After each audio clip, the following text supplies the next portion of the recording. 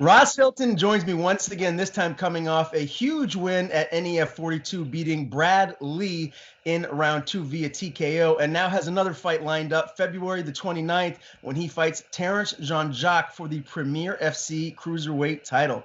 Ras, what's up, my man? All good things.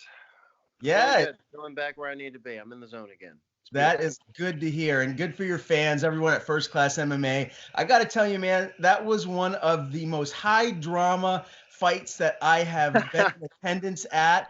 I mean, not just, Yeah. beginning, the trash talk that he was doing when he walked out to the cage, and then Chris Sorrow pacing back and forth like a caged animal, mumbling Yeah. swears under his breath. It was amazing. Is this the most gratifying win of your career?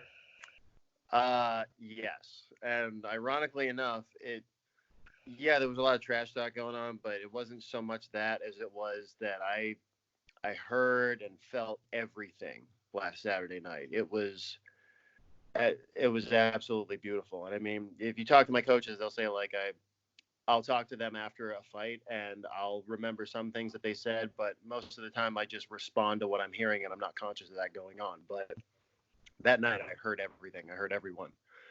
And it was amazing. I was back where I want to be, as far as feeling the way things are supposed to go. And it felt amazing. I'm good. It was Good. awesome. Good. Well, congratulations, man. Happy to see you pick up that Thank win. I you. know I always got to try and remain objective here as a journalist. It's tough not to cheer for you.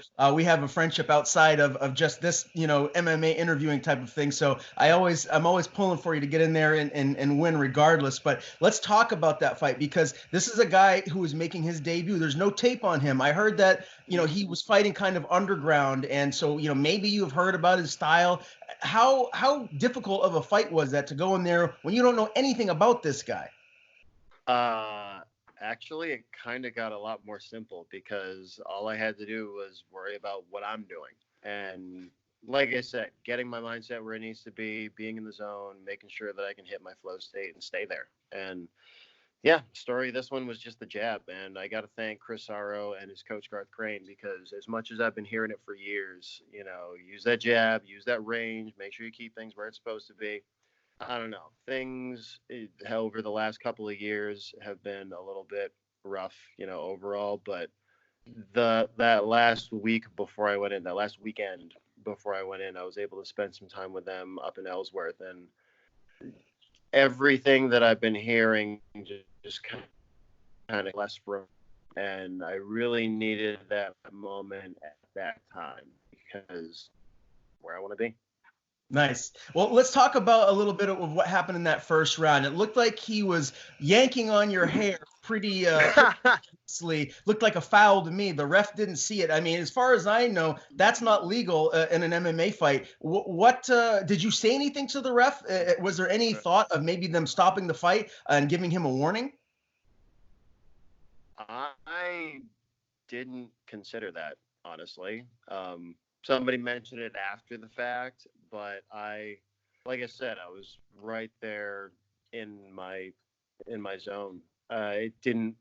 I mean, I registered that it was happening, but it didn't strike me as something to respond to. Really, I was just looking for whatever had to happen next to put me in a superior position. And like I said, I just wanted to pump that jab and really get comfortable with my range again and find out whatever he had to throw. And really, my only response to the trash talk, okay, I'm going to let you throw absolutely everything that you can make. Go ahead, throw in the kitchen sink too, and let's see what you can make stick.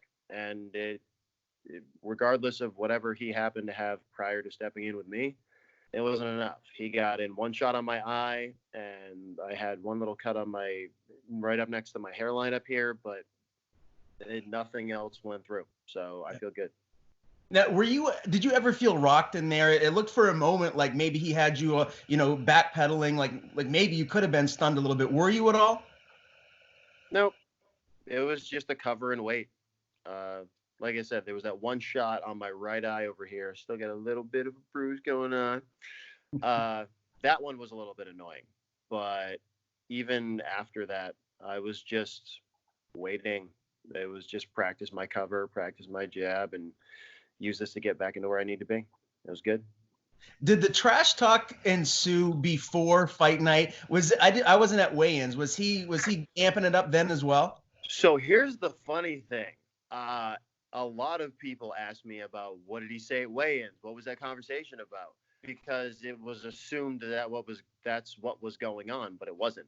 It was just, the most awkward part of the whole process is standing there staring at each other in front of a camera. And I just said, yeah, I get it. It's part of the job. It's a weird moment. And the only thing that I had said that could have been construed that way was I had said, respect before, respect after, I'll shake your hand. But for the match, we're not going to touch gloves. Is that acceptable? I just asked him if that was okay. And he said, yeah, sure thing. Really mild exchange. I didn't really register that it was going to be that mouthy of an event until he started doing his walkout. And then he was trying to get under my skin. I didn't respond at all because I was just doing my walkout. So then he started telling Chris he could get it too. And it was just anybody in my corner who was within earshot was getting told what to do. And then when oh God, I'm blanking like an idiot right now. Is it Peter, our announcer at NEF? Yes, yep. Yeah, thank you. So Peter starts his announcement, and Brad does the two hands over here like you're going to sleep for the walkout for his announcement, and I don't know, it just didn't bother me at that point. I read his stomach tattoo, and I knew that I was going to be okay with whatever happened. I'm good. Well, wait, did you see that? Did you see what he had across his gut? You're gonna have to refresh my memory. I was too wrapped up in the moment. Fair enough. So obviously he had a lot of ink. There was something around the crown of his head. There was a bunch of stuff up to the neck and whatever. The only thing that I remember reading was his stomach tattoo, which was "God hates us all." And at that point, I felt that I was going to be completely okay with whatever happened in there, because I feel like that's kind of a backward perspective to take. So, yeah. Everything, whatever stress I could have been holding at that point just kind of fell away. I was ready. It was good. Well, in the end, you got the win here, which is the most important thing. Let's talk about what happened in between round 1 and 2, because that for me is one of the most memorable moments that not just from that night, but from NEF, all the NEF fights I've been to in general, it really stood out to me. Your daughter, Geneva, comes around to your side of the cage, which is right behind me. I was right next to your corner. John Ray and Gully were in there. They're giving you instructions. You got Sorrow, and you're screaming, "You're right. You're right." What was she saying to you, and what invoked that response? So all through the course of round 1, like I said, I was able to hear everyone who was loud enough for me to hear within earshot. And there were a couple things that Geneva had said that I didn't respond to, but there were a couple of things that she was talking about using my range, sticking the jab, telling me he doesn't like the punch in the face. And I had felt it, but I wasn't 100% convinced that he was feeling it yet. And the last couple of things that she had told me that she was shouting from outside the cage was hit him in the face again, pump the jab again. And after listening to Chris and John, and, I was okay with what they were saying. It was, again, stay to the range. If he gets inside, use the knees, all that stuff. The tenor of Geneva's voice let me know that she might be a little concerned with the way things were going. And I just had to let her know that I heard her and that I was going to use what she was talking about, because you and I have talked about this before. She's a junior black belt. She is a nationally ranked competitor. She's internationally ranked now. And she does a lot of work in striking herself with Shotokan. So she's got her own level of expertise that has absolutely nothing to do with me. And I just wanted to let her know, yeah, I hear you. You're right. I know what's going on, and I'm going to apply it. And I just wanted to make sure that she was confident in knowing that what she had said was being listened to and used. Yes, you. This one right here. Nice to see you. Real again. Head coach behind the scenes, Madam Geneva. Yeah. All right. Well, don't be too never shy. call the convention. Yeah, you're gonna have to get used to this when your career keeps moving forward. You're gonna have to be doing more Yup. interviews. So. It's coming, kid. You're already telling me what to do, and it's right. So that's what's up.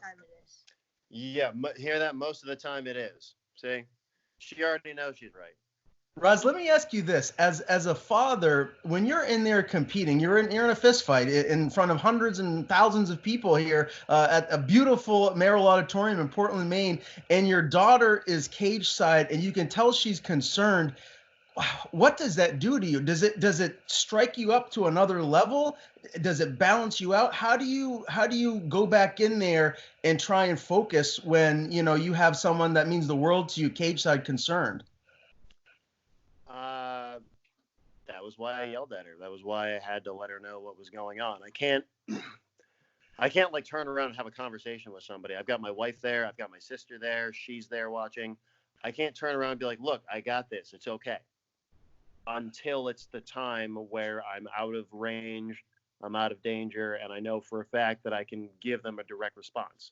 Actually, if you play back the tape for round one, you see I give a couple of hand signals to my corner during that round because I was out of range and I was in my cadence and I knew that things were going okay. When it comes to having my family right there, I'm doing whatever I can to remain safe and stay focused on my opponent. And when I get a moment, I'll let them know I got this. But it, I had the moment that you're referring to before I ever stepped into the cage. During my walkout, I looked across because my wife was sitting directly opposite my corner at the time. And I looked all the way across and I tried to catch her eye and let her know, I'm here, I'm ready to go. And for Geneva, it was that moment in between run and two. Uh, yeah, I deal with that portion before I get in because when I step into the cage, not always 100%, but all of my faculties are still focused on the man in front of me until I get to a point where I know that I can respond to someone if I have the opportunity to respond without letting my opponent know what's going on. Gotcha. That Or, makes sense. whatever.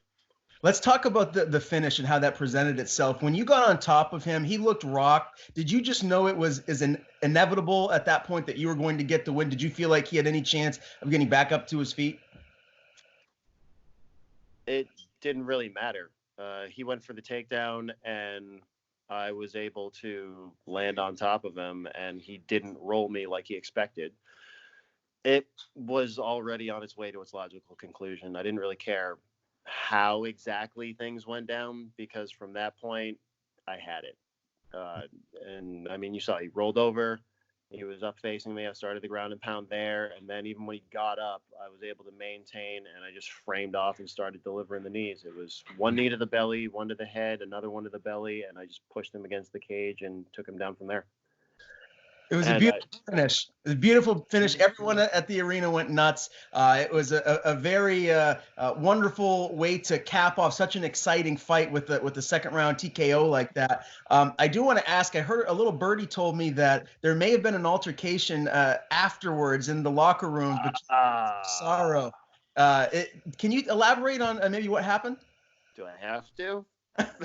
No, I'm curious. I just, like I said, some birdie was flying by and told me about it, and I Yeah, asked. them birdies. So yeah, Chris and I haven't known each other very long, but absolutely love the guy. We're 100% in each other's corners, no matter what.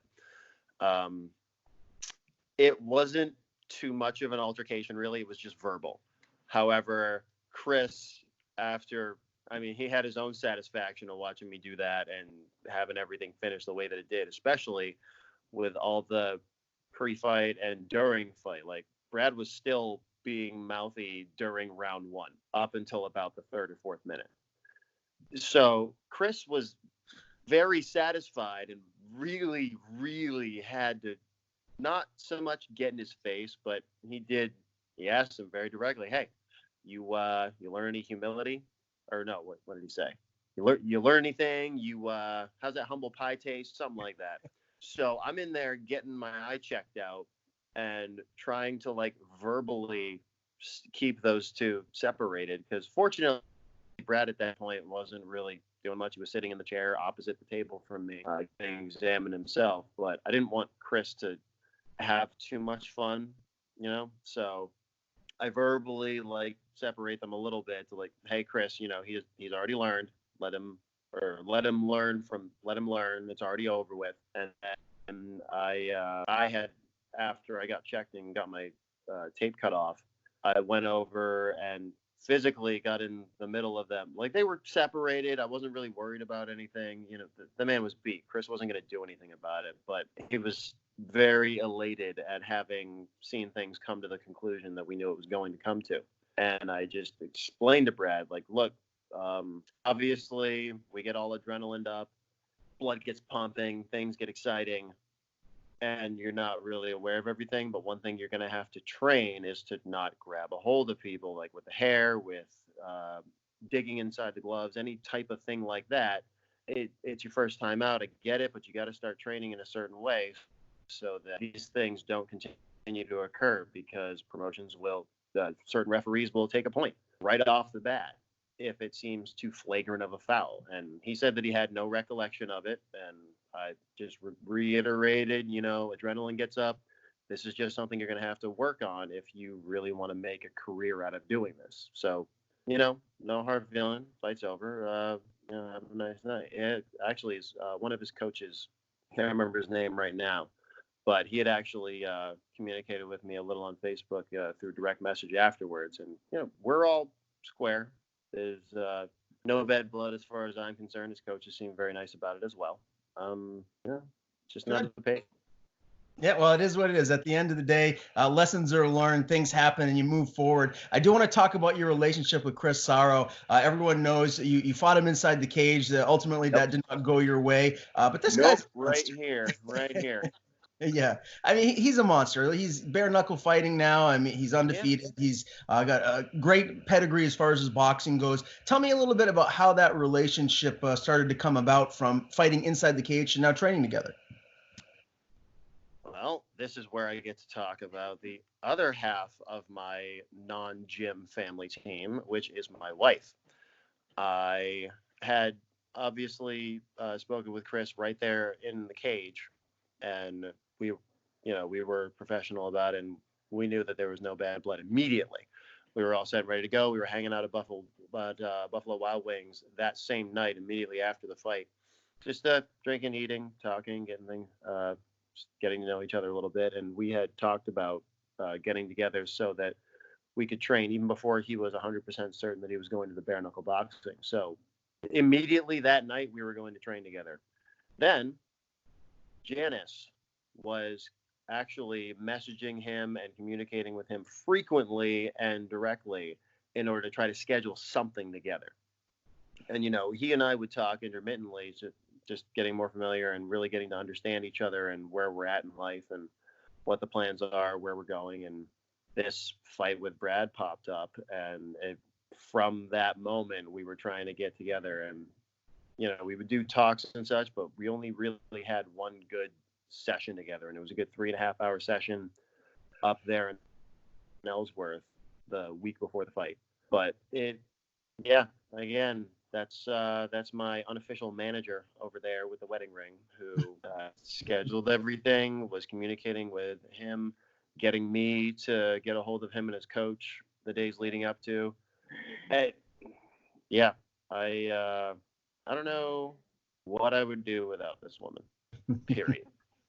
Definitely someone that is in your corner 110%. There's no doubt about it. I've seen it firsthand. Tell me, how do you feel like you've evolved since training with Chris? Is there something in particular that maybe he's been able to tighten up or help, just really work on with you? Simplification. I've had most of my life training in something, usually traditional stand-up martial arts. I've had little pieces of other things here and there mixed in, but that's generally where I was. So I've had a very wide array of tools at my disposal, and really the perspective shift from him and his coach Garth was what I needed to get back in, because, like I said, I've heard all this before. Rayo, Andy Campbell, Chris being I've had all these coaches, and we're basically hammering down the same thing. I don't know what it was about that one day, but maybe I just needed the sense knocked into me, and I needed to hear it from the guy who did the knocking. But everything that I've been working on over these last few years, because I've really only been focused on MMA specific training for about 4.5 years. Like I said, maybe it was just that coalescence of elements and having those two guys right there after such a personally annoying defeat to really shift myself back into the gear I needed, which is I love this job. And end all be all, win, lose, or die, that's gonna be who I am when I step into the cage. I love this job.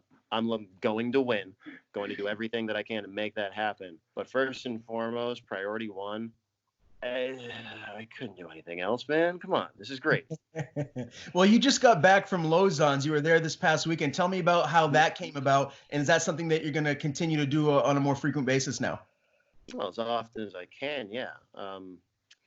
Chelsea Tucker has been going down there off and on for the last year on a pretty regular basis, and I was able to catch a ride down with her and meet Joe and all of his student training partners there, and I'll be going back down again next Saturday. Same thing. It's not going to be as regular as I would like, probably, but it is something that I'm going to regularly do is cross training, dropping into these gyms. I don't know if you're aware, but I was actually down to Nostos a couple of months ago, and Devin and his team were really inviting, really helpful with tightening up my jiu-jitsu game and just putting in the work with new looks, new fighters, different ways of going about things. The same thing occurred down at Lausanne. I was able to step in for the jiu-jitsu class with Chris.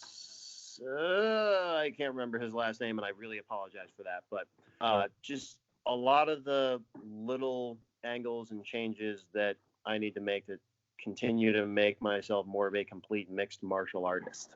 Sure. I don't know if you saw last weekend, but I actually did a little bit of wrestling, which is not something that has really occurred in any of my previous fights. So everything is really starting to roll the way that I need it, and I'm feeling the way I need to. It's awesome. That's great. You're evolving, and that's what you're supposed to be doing here as a professional mixed martial artist. So I got to tell you, Raz, I was surprised, I guess, to see that you had another fight so soon, and I guess a very tough guy in Terrence Jean-Jacques. Did you have this already lined up? Was this something that you were speaking to Premier about before the NEF event? No, I can actually thank my wife again for executing that. So I got the call from Rayo Thursday night. Was it Wednesday? It was Wednesday night. Wednesday, I had gotten the message from Rayo that he had gotten a short notice opportunity from Karen? From Karen. Yep. Yes, Karen, the head of Premier FC. There was a dropout for whatever reason. Terrence's opponent couldn't go, and I saw no reason not to. I obviously knew who he was. We had looked at him as a potential opponent a little over a year ago, and we actually met at the Jesus Centron fight where he fought Jesus Centron down a combat zone. We had met that one time because we were supposed to be heading over for an NEF match, but unfortunately that fell through for a couple of different reasons, and now here we are. It's not like I really got damaged during my bout with Brad, and I just came out of fight camp, so I'm not out of shape. Why not? Especially when I've already made it well known that I'm looking for a cruiserweight strap. So if they're offering it, I'm all over it. That was my other big KO, was Jorgen taking that one off of me, and now he's up in the UFC. So let's get some more tough competition. I want to go ahead and get this done and see what happens next. You know, this is a really interesting matchup because he fought one of your close friends and teammates, Nick the Guardian Gulliver, and beat him via unanimous decision at an NEF event down in Portland at Aura, I believe. Mm-hmm. And, you know, I talked to Nick a lot about that before and after the fight. And, Yep. you know, it was basically a wrestling clinic. Terrence took him down. He kept him there. He held him there. He didn't do a ton of damage, but he just won the rounds via control and staying on top. Do you have a little more, I guess, motivation to go in there and avenge your teammate and friend, or is this just business? Yes. Yes is my answer. Okay. It's all part of it. Obviously, Nick is my best friend. He's the one who pulled me into this world and introduced me to the people who I needed to know in order to get this done. And yeah, I'll admit there's some saltiness going on my part. I feel like that didn't really exemplify what Nick was capable of. And yeah, I want the strap. This is 100% a combined element. I want the strap. I want to have the notoriety. I need that paycheck. Baby's got to eat. We need, I got growing kids. Some of them got my DNA. They're going to be tall. Need new shoes. And yes, my best friend, unfortunately, was not able to really provide the type of showing that would have exemplified his skill set. So I'm going to go down to Mass, and we're going to have a better result. And that's because Nick's already been in the cage with him. So I actually spent, 2 hours earlier today with him and a few of the other big guys up here getting ready for it. Terrence is no slouch. He was a D1 wrestler. He's done some evolving himself. He's got some good hands. He's got some kicks going on. There's a lot of places that he's proven very dangerous for opponents previously. And really the only memorable loss that I have in my mind is to William Knight, and well, they call him Nightmare for a reason. So yeah, it's going to be a good fight. We're both early in our careers, but still very well seasoned after having dealt with some tough competition. It's a good matchup for both of us. And classic striker versus grappler. Who doesn't love that?